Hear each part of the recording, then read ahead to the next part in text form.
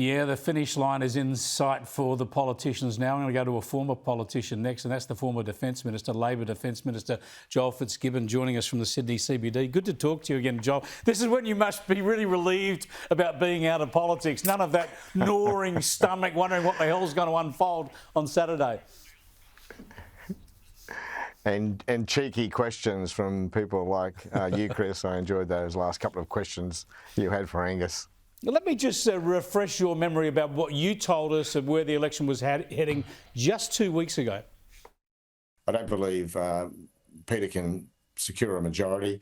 I no longer think he can secure more seats than Anthony Albanese.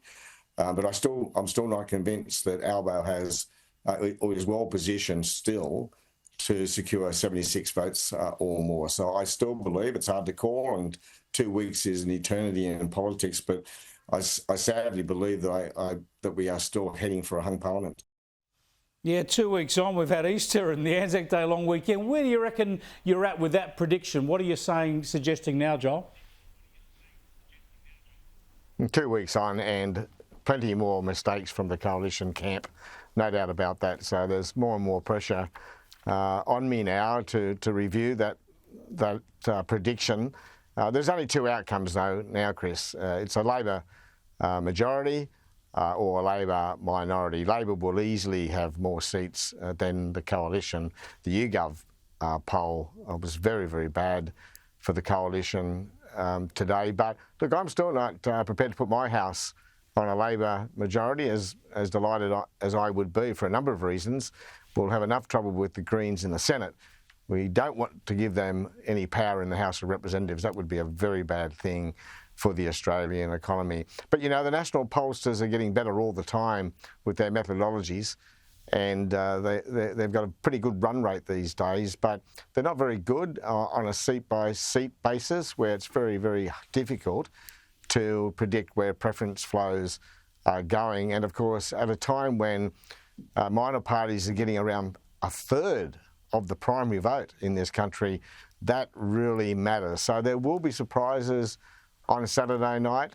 The vagaries of our political system, our electoral system, our secret ballot are many, and I still think it would be a bold person to put a lot of money on a Labor majority. We'll have to wait and see.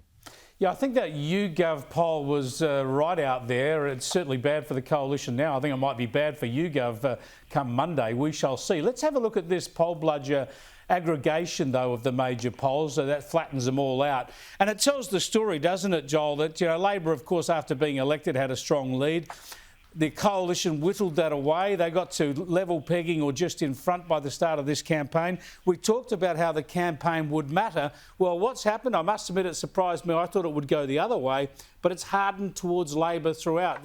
Now, while it's very difficult to pick, as you say, seat by seat, the general trend here is encouraging for Labor. Oh, yeah, absolutely. Look, I'm sceptical of the YouGov poll too, but it must have sent alarm bells ringing in the coalition camp today. I've no doubt about that.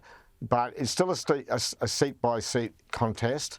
And, you know, again, with so many undecided still and so much of the primary vote going to minor parties, it's a bold call to call majority at this point. Let me give you one very quick example. Patterson in the Hunter Valley, a great sitting member, therefore a great candidate, but been knocked around by the redistribution, working hard, but she's had this offshore wind farm proposed by Labor in her electorate.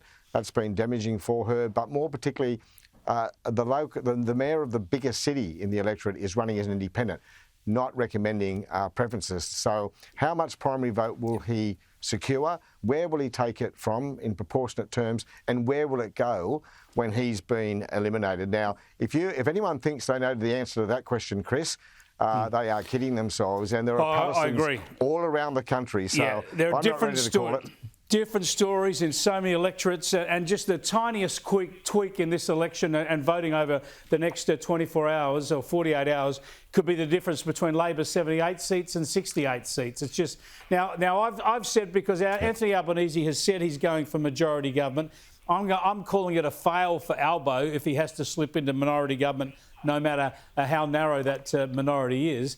Give me what you think is a fail for Peter Dutton.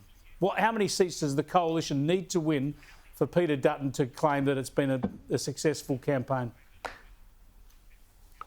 Oh, I think anything less than 10 additional seats for Peter is a loss, which is not much more than half of what he needed to secure a majority. So I'm not setting the bar too high in my view. And if he doesn't secure 10 additional seats, I think it'll be a pretty ugly party room meeting immediately after the election. Yeah, I think you're right. I think he's got to get up to about 65 seats. Otherwise, it's subpar for him and looks a bit ugly. We shall see, Joel. It's been good to talk to you. We'll catch up with you next week. Joel Fitzgibbon there, the former Labor Defence Minister, still saying Labor will win, but not totally convinced that they're going to be able to get to majority government.